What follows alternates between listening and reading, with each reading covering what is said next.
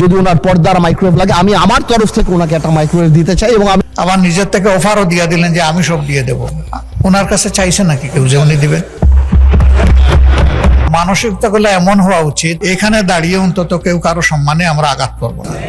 এটা আমাকে অনেক লজ্জা দেয়, এবং আমি মনে করি তা মেম্বার অফ পার্লামেন্ট এখানে দাঁড়িয়ে যেখানে জনগণের কথা বলবে, উনি ওয়াশিং মেশিন পেলো না, মাইক্রোওয়েভ পেলো না, কার্টেন পেলো, সেই ব্যাপারে দাঁড়িয়ে কথা বলবে। যেখানে আবার বলা হয় যে আমরা গাড়ি নিব না, আমরা প্লট নিব না, এই ব্যাপারে তাহলে আমার কাছে মনে হয় মাননীয় স্পিকার যে আসলেই যদি গাড়ি আর প্লট যখন ওনারা বাদ দিল, তখন ওনাদের বুকের উপরে কত বড় পাথর চাপা দিয়ে বাদ দিতে হলো যে মাইক্রোওয়েভ আর ওয়াশিং মেশিনের জন্য এই পার্লামেন্টে দাঁড়িয়ে কথা বলতে হচ্ছে। আমি ওনাকে এম্বারাস না করে আগামীতে প্রধানমন্ত্রীকে রিকোয়েস্ট করতে চাই যদি ওয়াশিং মেশিনটা উনি দেয়, এবং হোম মিনিস্টার থাকলে আমি বলতাম যে উনি পর্দাটা যদি কিনে দিয়ে ওনার সংসারটা আমরা গোছায় দিতে পারতাম, তারপরে যদি আমার পার্লামেন্টকে উনি এম্বারাস না করতো।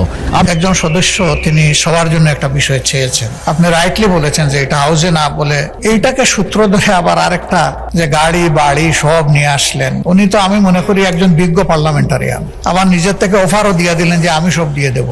ওনার কাছে চাইছে নাকি কেউ যে উনি দিবেন? মানসিকতাগুলো এমন হওয়া উচিত, এখানে দাঁড়িয়ে অন্তত কেউ কারো সম্মানে আমরা আঘাত করবো না।